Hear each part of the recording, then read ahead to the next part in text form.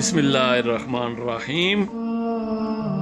نبی کریم صلی اللہ علیہ وآلہ وسلم کے پاس جب بھی کوئی شخص آتا کلمہ پڑھتا تو آپ صلی اللہ علیہ وآلہ وسلم اسے پہلے نماز سکھاتے، پھر اسے حکم فرماتے کہ ان کلمات کے ساتھ دعا کیا کر، اور آپ صلی اللہ علیہ وسلم دونوں سجدوں کے درمیان بھی یہی کلمات پڑھتے۔ وہ کلمات کیا ہیں؟ اللہم اغفر لی وارحمنی واہدینی وعافنی وارزقنی واجبرنی وارفعنی۔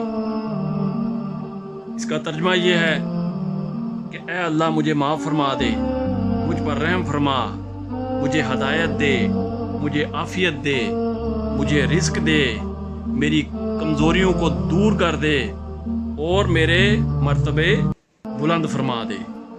تو کتنی پیاری دعا ہے۔ تو اللہ تعالی ہم سب کو اس کے اوپر